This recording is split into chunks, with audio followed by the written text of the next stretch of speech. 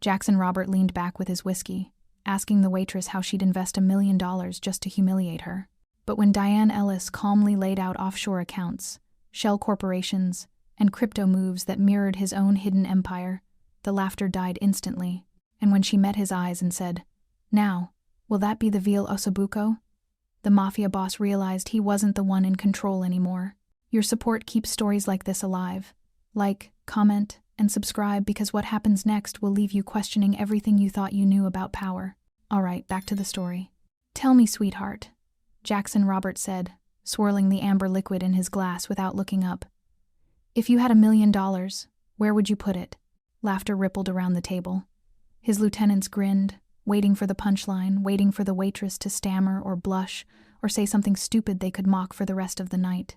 Diane Ellis stood perfectly still, tray balanced against her hip. After 9 hours on her feet at La Vigna d'Oro, this was exactly the kind of customer she'd been trying to avoid. "I'm sorry, sir," she said evenly, her voice professional but her brown eyes cold. "That's not on tonight's menu." Jackson finally looked up. For half a second, he was caught off guard. He'd expected fear, maybe a nervous giggle, downcast eyes, the usual reaction when he toyed with people.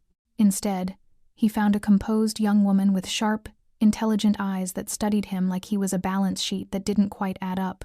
"It was a joke," he said, tapping his gold-ringed fingers on the polished wood. His smile was slow, dangerous. "But now that you mention it, humor me. Where would you put $1 million in today's market?" Diane's co-workers had warned her about him.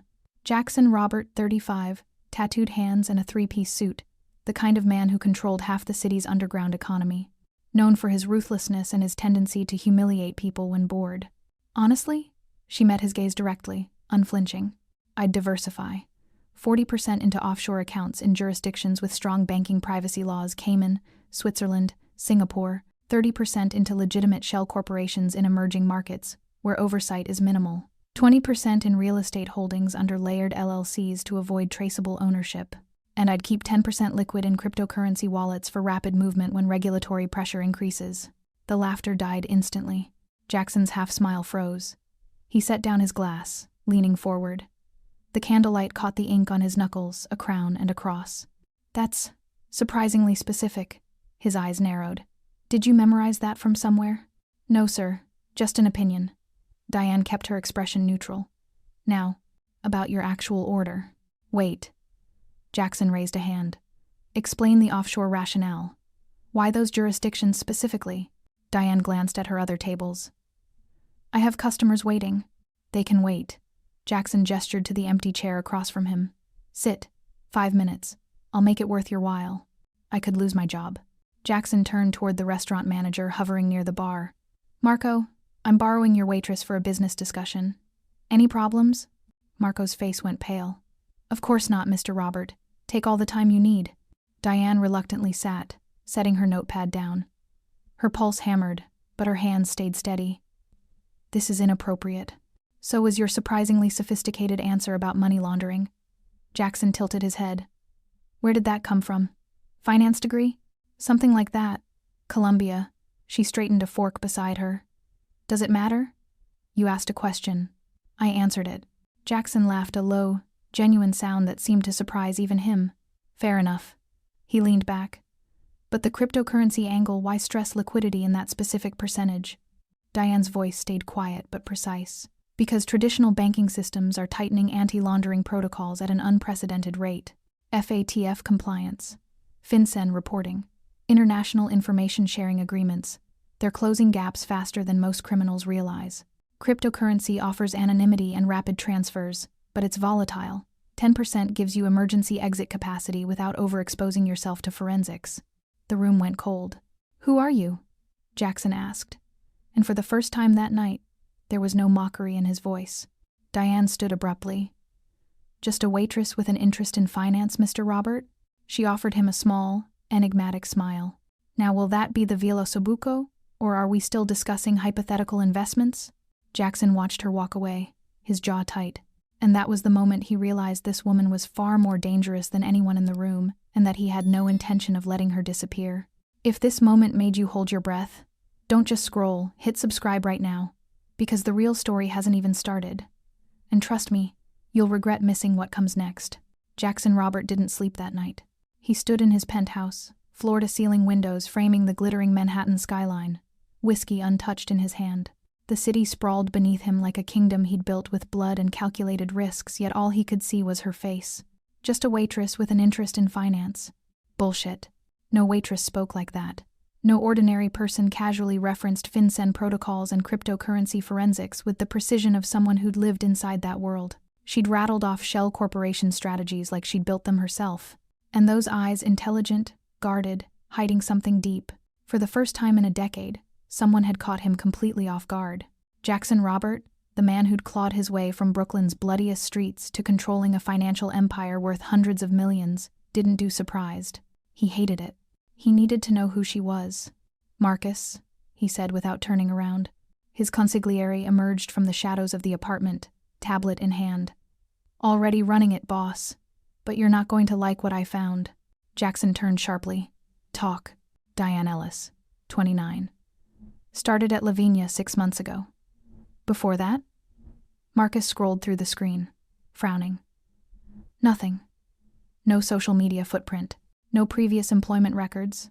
No family connections. Her credit history starts 18 months ago, like she materialized out of thin air. Jackson's jaw tightened. People don't just appear. Exactly. Marcus looked up.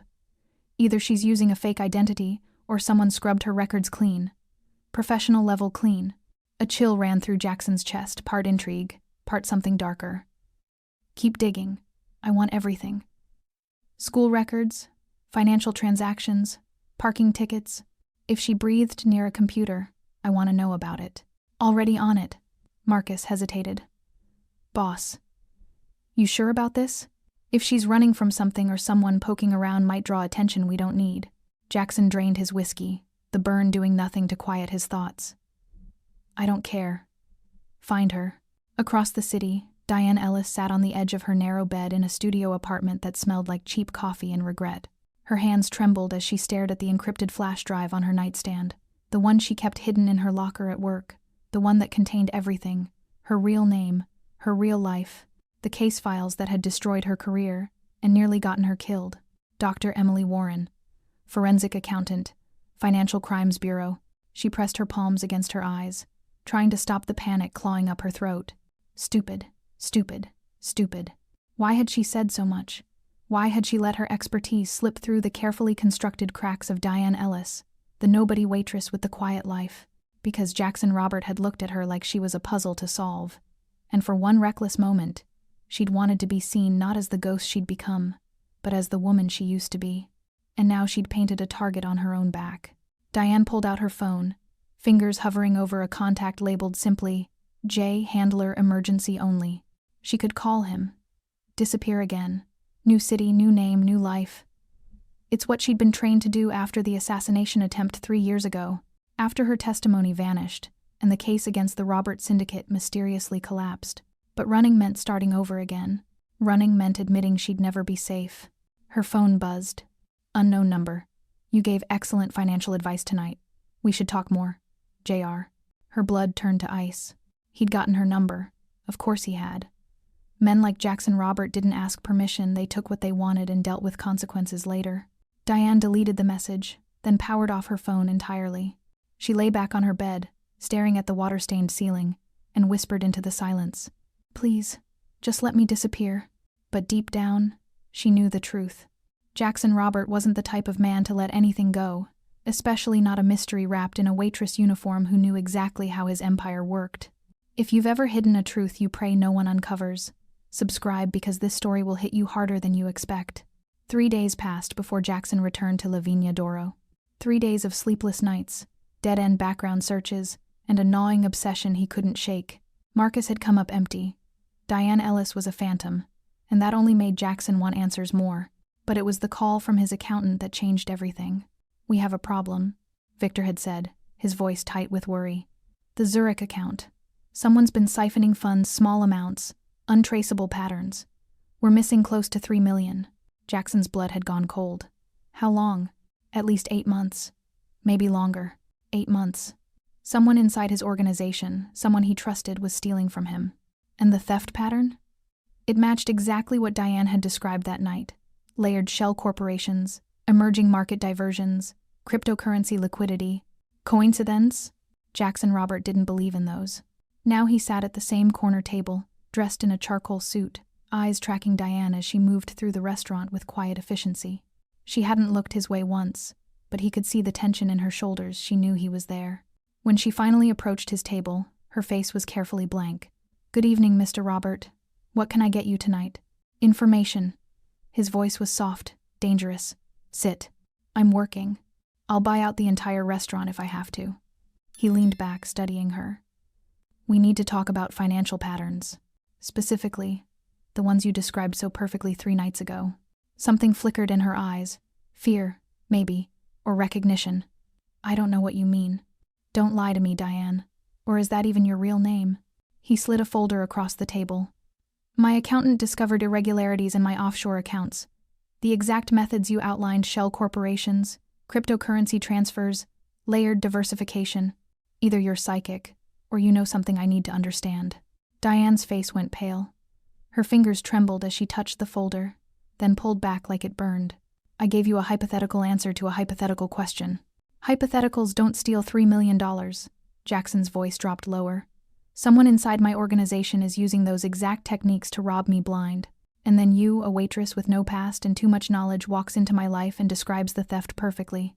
You think I'm stealing from you?" Her voice cracked slightly, genuine fear breaking through her composure. "I think you know who is." Jackson leaned forward, his eyes boring into hers. "And I think you're going to help me find them." "I can't." Diane stood abruptly, panic flooding her features. "I have to go." Jackson caught her wrist, not roughly, but firmly enough to stop her. The touch sent an unexpected jolt through both of them. "You're terrified. Not of me, of something else." "Someone else." Diane's breathing quickened. For a moment, she looked like she might run. Then her shoulders sagged, and when she spoke, her voice was barely a whisper. "You have no idea what you're asking." "Then explain it to me." Jackson released her wrist but didn't break eye contact. "Because right now, you're the only lead I have, and if you won't help me willingly." He let the implication hang in the air. Diane closed her eyes, and when she opened them again, they were wet with unshed tears. "I used to track money for a living. Financial crimes. I was good at it, too good. I found things people didn't want found, and they tried to kill me for it." Jackson's expression shifted calculation, giving way to something almost like understanding. "The Robert Syndicate." She flinched at the name. 3 years ago. My testimony disappeared. My life disappeared. And the people who tried to kill me? They're still out there. And now you're standing in my restaurant, surrounded by the very people you once tried to destroy." Jackson's voice was strangely gentle. "That takes either courage or desperation." "Desperation," Diane whispered. "I needed to disappear where no one would think to look in plain sight, serving drinks to the monsters I used to hunt." Jackson sat back slowly, his mind racing. Then he smiled, cold, calculated, and utterly ruthless. "Then let's hunt together." The restaurant closed at midnight, but Diane stayed late, she always did. Cleaning tables no one else wanted to touch, polishing silverware until her reflection stared back at her. Anything to delay returning to her empty apartment where the walls felt like they were closing in. She'd avoided Jackson for the rest of his dinner, passing his table to another server, hiding in the kitchen until Marco told her he'd left. But his words echoed in her mind like a threat she couldn't escape. "Then let's hunt together." She'd fled before he could say more, but she knew men like Jackson Robert didn't make offers, they made ultimatums. The dining room was dark now, lit only by the amber glow of the city through floor-to-ceiling windows. Diane wiped down the last table, her movements mechanical, her thoughts spiraling. Then she heard the lock click. She spun around, heart hammering. Jackson stood in the doorway, his silhouette framed by the kitchen light behind him. He'd removed his suit jacket, sleeves rolled up to reveal the tattoos that crawled up his forearms, names, dates, symbols of a life built on violence. "We're closed," Diane said, hating how her voice shook. "I paid Marco to give us privacy." Jackson stepped into the dining room, hands in his pockets, movements unhurried. "You ran before we finished our conversation." "There's nothing to finish." Diane backed toward the service station, calculating distances, exits. "I can't help you. Can't or won't." He moved closer, not threatening, but inevitable like a tide she couldn't outrun. "Because right now, someone's stealing millions from me, and you're the only person who understands how they're doing it. Find another accountant." Her back hit the wall. Trapped. I'm done with that life." "That life isn't done with you." Jackson stopped 3 feet away, close enough that she could see the scar along his jawline, the exhaustion in his eyes. "You said they tried to kill you." "Who?" "I don't know." Diane's hands clenched into fists. "The hit was professional. No faces, no names. Just bullets and blood and waking up in witness protection with a new identity and a warning, testify again. And next time they'll succeed." Jackson's expression darkened. "And the case against my organization?" "Vanished. Like it never existed." Bitterness crept into her voice. "Someone with power made it disappear.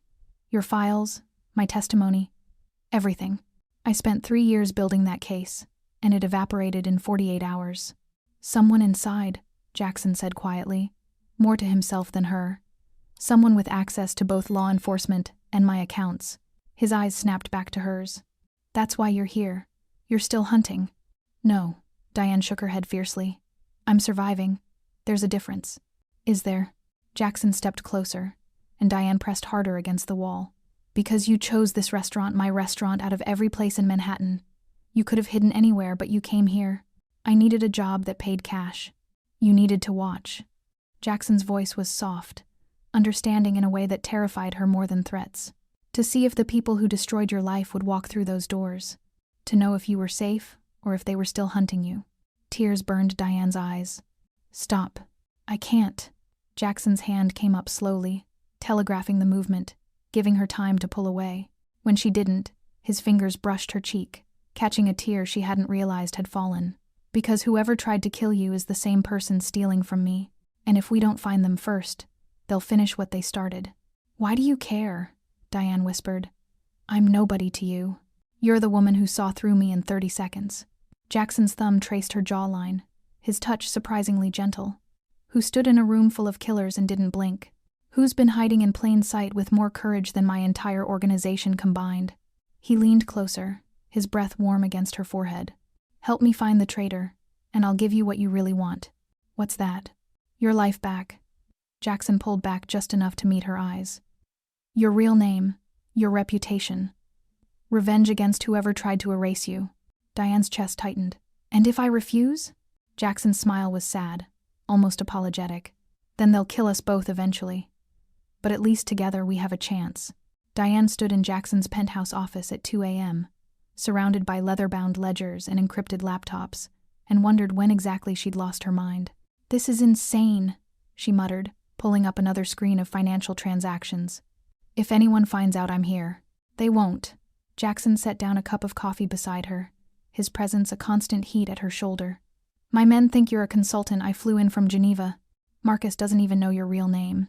Yet, Diane thought, anxiety coiling in her stomach. She'd agreed to this devil's bargain 3 days ago, and every moment since felt like walking a tightrope over an abyss. One slip, one person recognizing Dr. Emily Warren beneath the Diane Ellis disguise, and everything would collapse. But Jackson had been right about one thing. She couldn't run forever. "Show me the Zurich accounts," she said, pushing emotion aside and letting her training take over. Jackson slid a laptop across the mahogany desk. "Everything's there. Transactions, shell companies, routing numbers. Victor thinks the theft started 8 months ago, but I'm not convinced." Diane's fingers flew across the keyboard, her eyes scanning rows of data with practiced precision. Numbers had always made sense to her. They didn't lie, didn't manipulate, didn't pretend to be something they weren't. Unlike people. "There." She pointed at a series of small transfers, each under $10,000. "Structuring. Classic money laundering technique, keeps individual transactions below federal reporting thresholds." Jackson leaned over her shoulder, close enough that she could smell his cologne, something expensive and dark.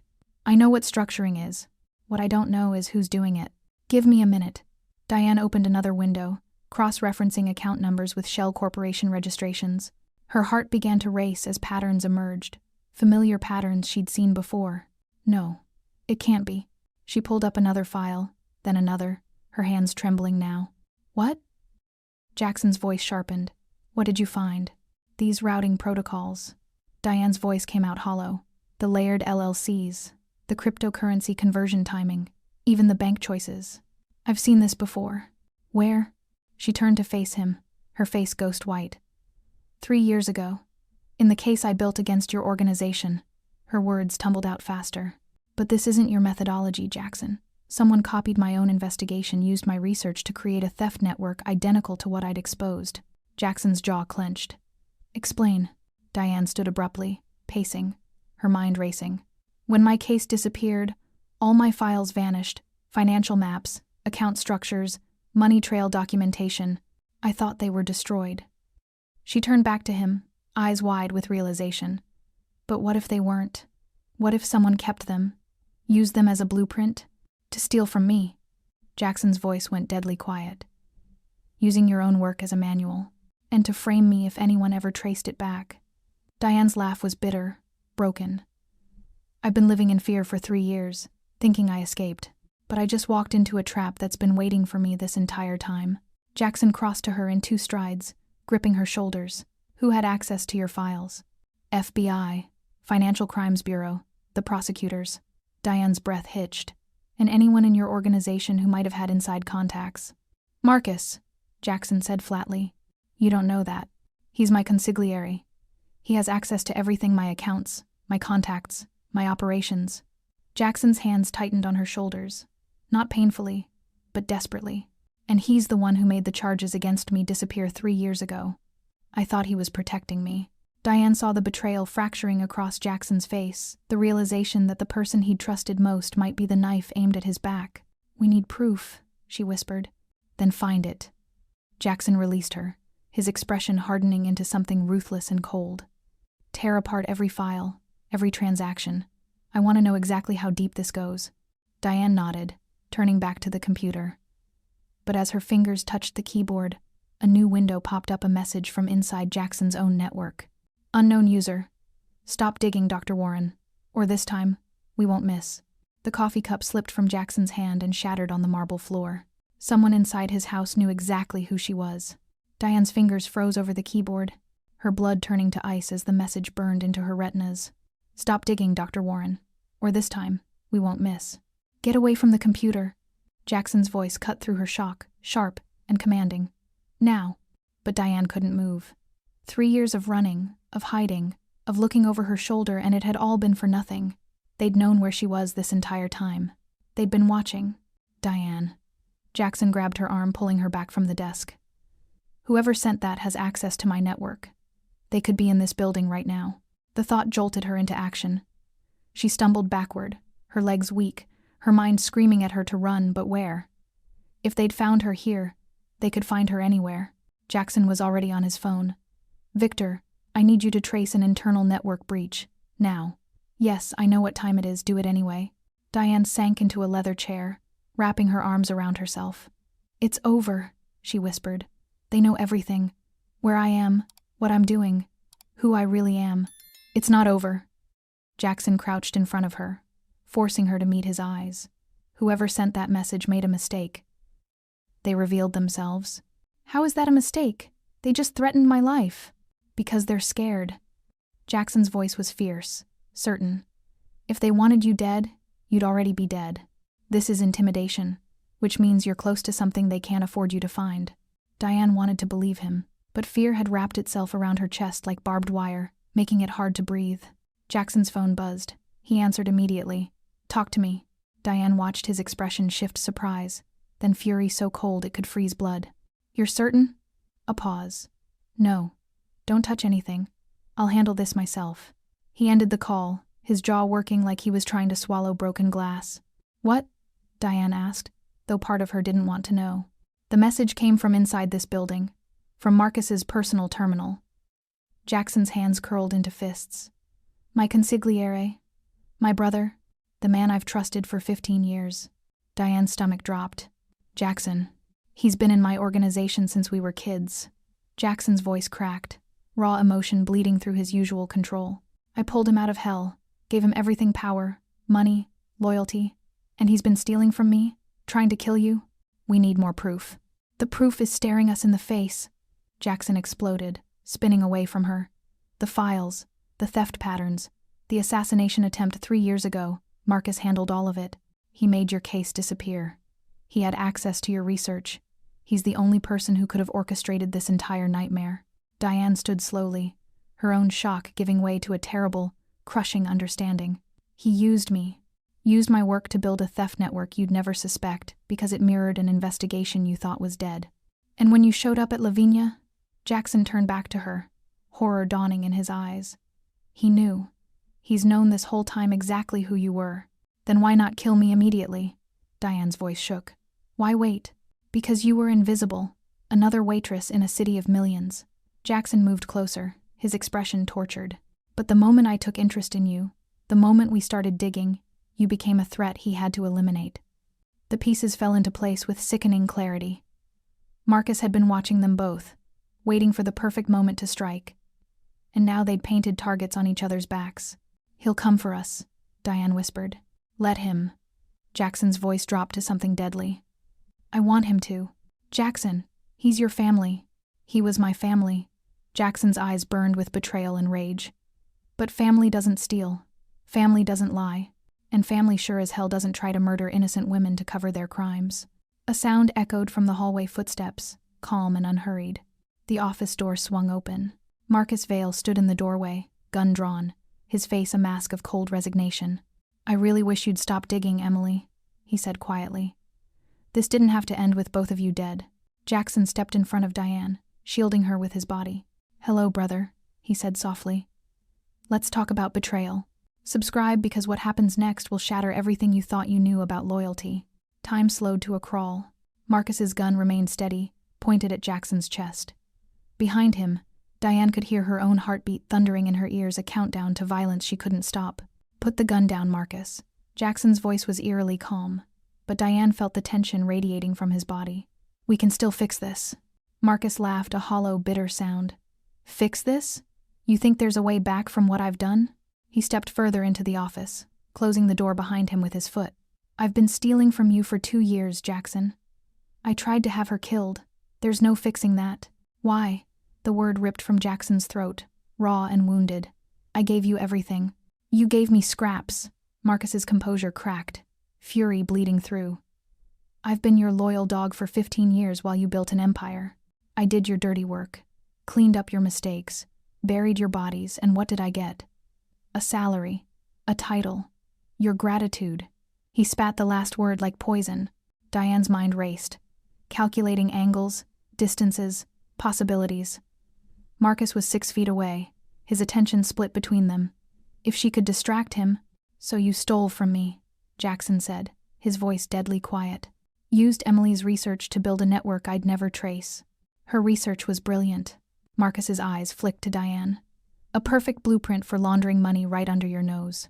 When her case disappeared, I kept copies of everything insurance, I told myself.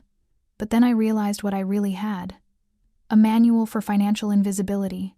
And the assassination attempt? Diane's voice surprised her with its steadiness. Necessary. Marcus's expression remained cold. You were getting too close to my partners, to the real money network. You had to be eliminated. But she survived, Jackson said, and you've been sitting on that secret for 3 years, waiting for her to disappear completely. Marcus's jaw tightened. Which she did until you developed your little obsession and dragged her back into my world. Jackson shifted slightly, and Diane realized he was positioning himself, preparing for something. How much did you take, Marcus? How many millions? 12. Pride crept into Marcus's voice. 12 million over 2 years, and you never noticed. You were too busy playing king to see the kingdom crumbling beneath you. The Zurich account, Diane interjected, desperate to keep him talking. You got sloppy. The patterns were too obvious. That wasn't sloppiness, that was Victor's incompetence. Marcus's attention shifted fully to her, and Diane saw Jackson's muscles coil.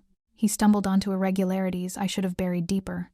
And then you, with your genius forensic brain, connected dots I spent years keeping separate. So now what? Jackson's voice was almost gentle. You kill us both and run? I kill her. Marcus adjusted his aim toward Diane. You're more useful alive, at least until I can transfer the remaining funds. Then, we'll see. Everything happened at once. Jackson lunged sideways, throwing himself at Marcus with the desperate fury of a man with nothing left to lose. The gun fired a deafening crack that shattered the office's eerie calm.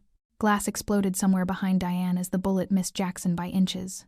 Diane dove for the desk, her hands scrambling for anything, a paperweight, a letter opener, anything. Her fingers closed around a heavy crystal decanter just as the two men crashed into the bookshelf, grappling for control of the weapon. "Run!" Jackson roared, his hands locked around Marcus's wrist, forcing the gun toward the ceiling. "Diane, get out!" But Diane couldn't move. Couldn't leave him to fight alone against the man who'd already tried to kill her once. Marcus slammed his elbow into Jackson's face, blood spraying from his nose. The gun swung wildly between them, and Diane realized with horror that if it fired now, it would hit Jackson. She acted on instinct. Rushing forward, she swung the crystal decanter with all her strength, catching Marcus across the temple. He staggered, his grip on the weapon loosening. Jackson seized the opportunity, twisting the gun from Marcus's hand and slamming him against the wall. The gun clattered to the floor between them. For 3 heartbeats, nobody moved. Then Jackson's fist connected with Marcus's jaw once, twice, a third time fueled by 15 years of misplaced trust and shattered brotherhood. "Enough." Diane's voice cut through the violence. "Jackson, enough. We need him alive." Jackson's fist froze mid-swing, his chest heaving, Marcus's blood on his knuckles. Slowly, painfully, he stepped back. Marcus slumped against the wall, conscious but barely, his face a mask of blood and defeat. "Call the FBI," Diane whispered, her hands shaking so badly she could barely hold the decanter. "Let's end this the right way." Jackson really looked at her, and something shifted in his eyes. For the first time in his life, he chose the law over blood. 3 weeks later, La Viña d'Oro blazed with golden light for what would be its final night of operation. Jackson had orchestrated everything with the precision of a man conducting his own funeral. White tablecloths, expensive wine, soft music drifting through speakers, the illusion of celebration masking the execution to come. Diane stood in the kitchen, hidden behind the swinging doors, her laptop connected to the restaurant's projection system. Her fingers trembled over the keyboard despite 3 weeks of preparation. Tonight, they would expose Marcus publicly, hand him to the FBI wrapped in undeniable evidence, and hope the fallout didn't bury them both. "You don't have to do this," Jackson said quietly, appearing beside her. He'd worn his best suit, midnight black, crisp white shirt, the tattooed crown on his hand visible as he adjusted his cufflinks, a king preparing to abdicate his throne. "Yes, I do." Diane met his eyes, finding strength in the certainty she saw there. "We both do." Over the past 3 weeks, they'd built the case meticulously. Bank records, encrypted communications, shell corporation, documents everything Marcus had stolen, everyone he'd bribed, every lie he'd constructed. The FBI had been cooperative once Diane revealed her true identity, eager to finally close the case that had haunted them for 3 years. But they'd agreed to let Jackson handle this his way. One final performance before the law took over. "He's here," Victor's voice crackled through Jackson's earpiece. "Just sat down at the corner table." Jackson's jaw tightened. "Good. Let's give him the show he deserves." He started to leave, but Diane caught his arm. "Jackson, wait." He turned back, and for a moment they just looked at each other, 2 broken people who'd found something unexpected in the wreckage of their lives. "Thank you," Diane whispered, "for choosing differently, for not being the man everyone thinks you are." Jackson's hand came up to cup her cheek, his thumb brushing her skin with devastating gentleness. "You made me want to be better." His voice was rough with emotion. "Whatever happens tonight, I need you to know meeting you is worth all of this." Before Diane could respond, he pressed a brief, fierce kiss to her forehead and disappeared through the swinging doors. Marcus Vale sat at the corner table, surrounded by 6 of Jackson's most trusted lieutenant's men who'd worked under his command for years. He looked relaxed, confident, a glass of expensive scotch in his hand. He had no idea he was already dead. "Gentlemen," Jackson's voice carried across the dining room as he entered, commanding immediate attention. "Thank you for joining me tonight." Marcus raised his glass with a smile. "A celebration? Business must be good, boss." "Business is." "Illuminating."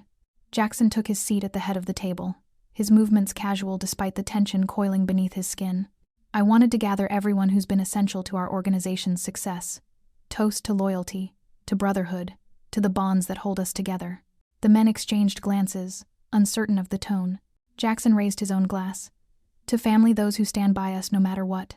"To family," the table echoed, drinking, all except Marcus, whose eyes had narrowed slightly. "But family is complicated, isn't it?" Jackson continued, his voice taking on an edge. "Sometimes the people closest to us are the ones who hurt us most deeply." Marcus set down his glass slowly. "Jackson, what's this about?" "This is about trust." Jackson leaned back in his chair, his gaze never leaving Marcus's face. About discovering that the man I called brother has been systematically destroying everything I built. The temperature in the room plummeted. That's a serious accusation, Marcus said carefully, but his hand had moved subtly toward his jacket. Jackson snapped his fingers. The lights dimmed, and the wall behind him illuminated with a massive projection screen. Numbers flooded the display: account transfers, routing codes, encrypted communications. Diane's voice came through the speaker system, clinical and precise. $12,300,000.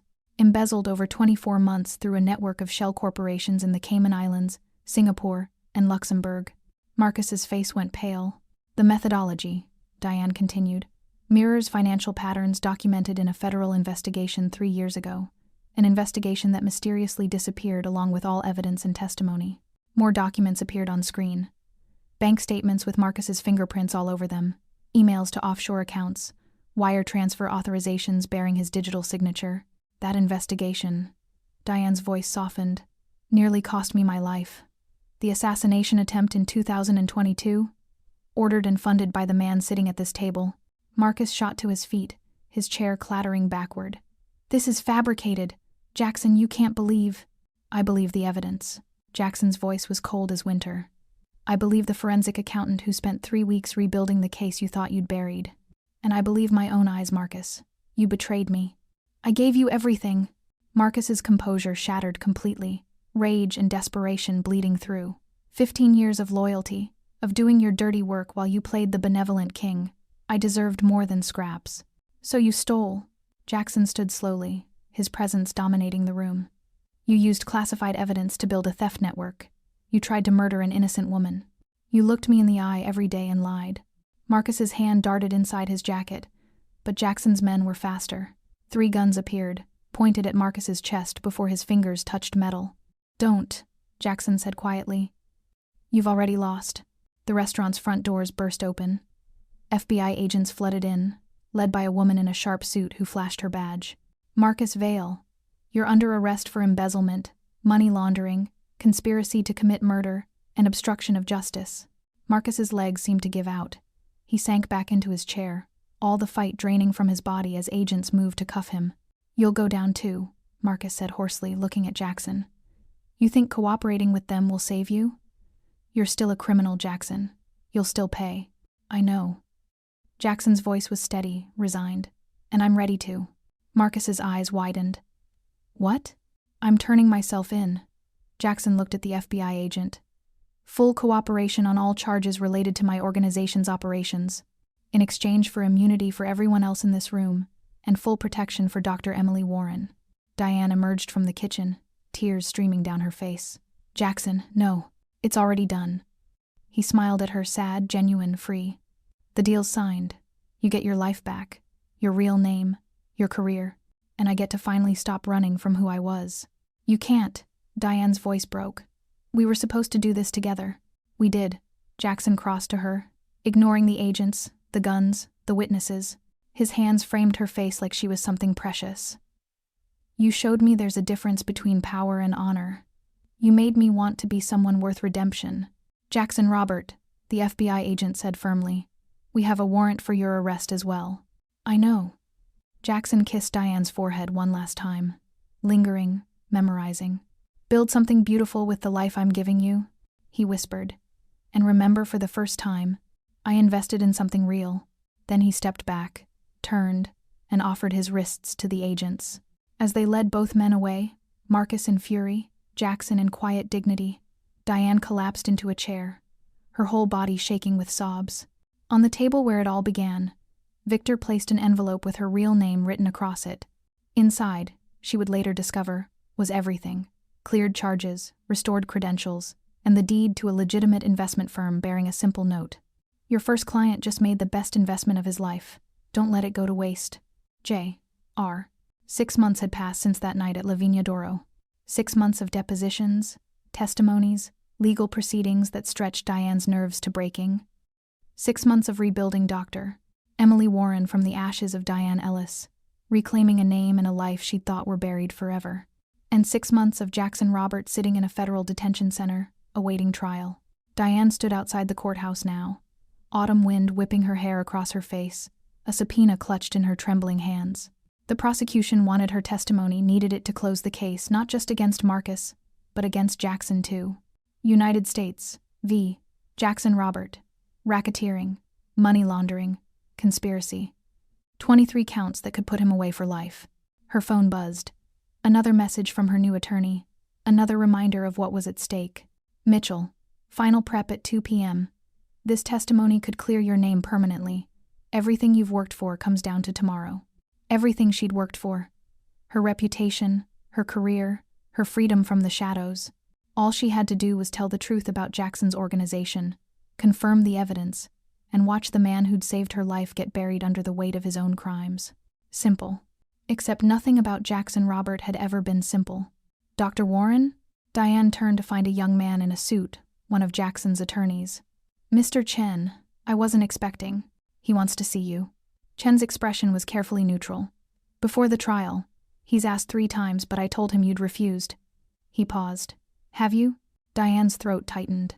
She'd avoided every letter, every message, every attempt Jackson had made to contact her, because seeing him meant facing the impossible choice she'd been running from for 6 months. I can't, she whispered. He said you'd say that. Chen pulled an envelope from his briefcase. He asked me to give you this if you refused, said you'd understand. Diane took the envelope with shaking hands. Her name, her real name, was written across it in Jackson's bold handwriting. Chen nodded respectfully and walked away, leaving her alone on the courthouse steps. For a long moment, Diane just stared at the envelope.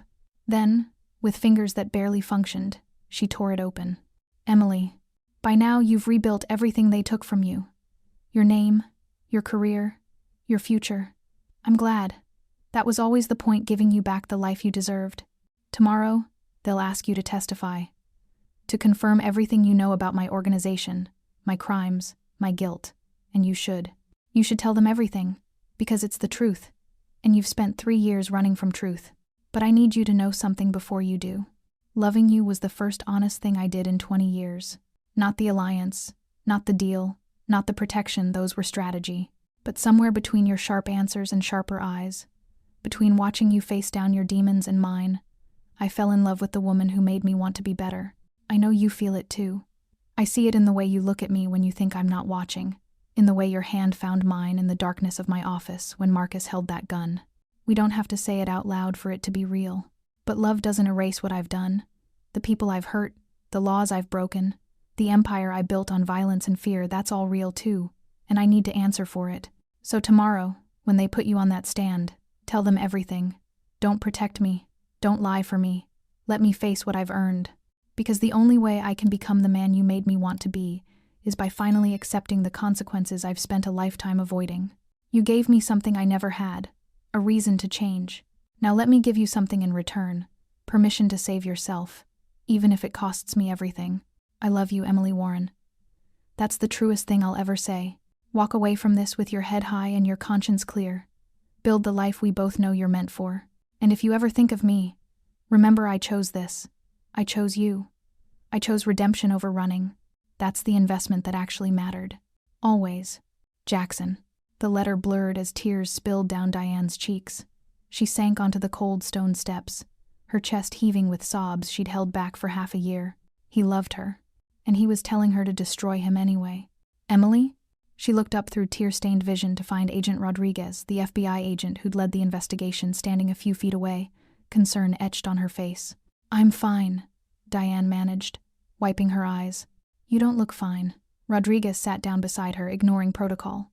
Look, I know tomorrow's going to be hard, testifying against someone who helped you.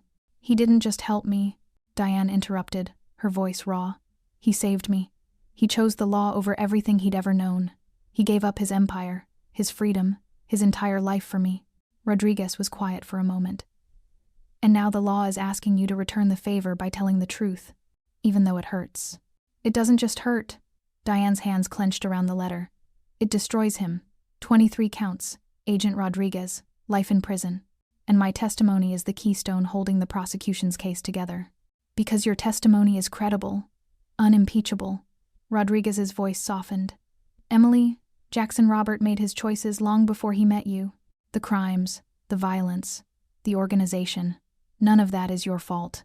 But his redemption is real, Diane whispered. I watched him change.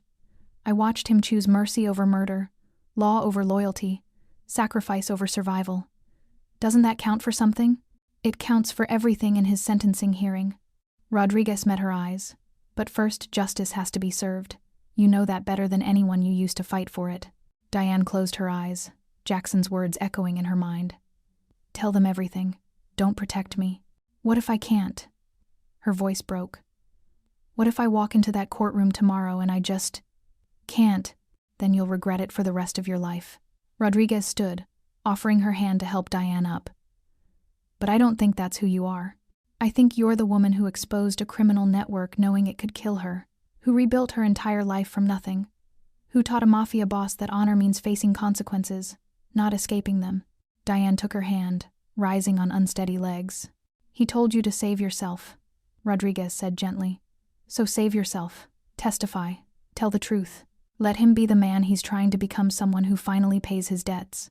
Diane looked down at the letter in her hands, at Jackson's words written in ink that felt like blood.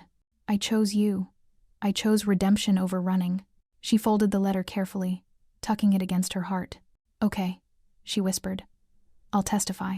Rodriguez nodded, squeezing her shoulder before walking away. Diane stood alone on the courthouse steps as the sun set behind federal buildings, casting long shadows across marble and stone. Tomorrow, she would walk into that courtroom. She would swear an oath, and she would tell the truth that would imprison the man she loved. Because he'd asked her to. Because it was the right thing to do. Because sometimes love means letting someone face their reckoning even when it shatters you both. She pressed Jackson's letter against her chest and whispered into the gathering darkness. I love you too, and I'm sorry. The wind carried her words away, but somewhere in a detention center across the city, Jackson Robert smiled sadly, as if he'd heard. The courtroom was smaller than Emily had imagined for a case this significant. Polished wood, fluorescent lights, rows of spectators separated from justice by a simple wooden railing. She sat in the witness gallery, hands clasped so tightly her knuckles had gone white, watching as the prosecution presented their final pieces of evidence. Marcus Vale had already been sentenced. 15 years in federal prison, no possibility of parole. He'd glared at Emily during his sentencing, hatred burning in his eyes, but she'd stared back unflinching. Some demons lost their power once you stopped running from them. But Jackson's trial was different. He sat at the defense table in a pressed suit, his tattooed hands folded calmly before him, his expression serene in a way that made Emily's chest ache. He looked like a man who'd already made peace with his fate. He hadn't looked at her once since she'd entered the courtroom.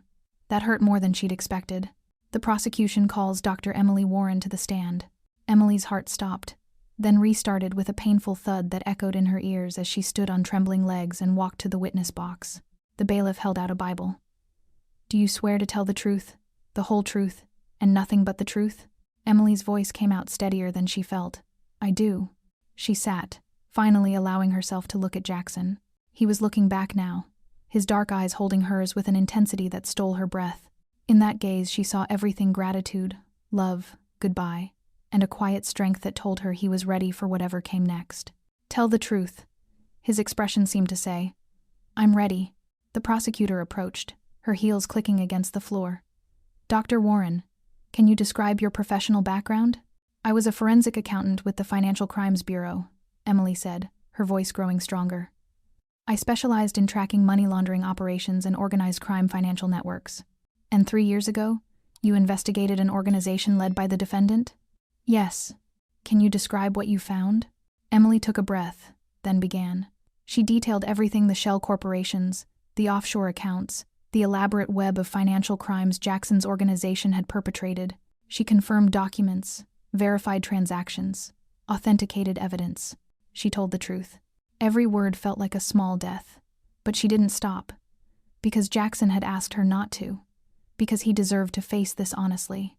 Because redemption without accountability was just another lie. The prosecutor smiled, satisfied. And based on your expert analysis, is there any doubt that Jackson Robert orchestrated and profited from these criminal activities?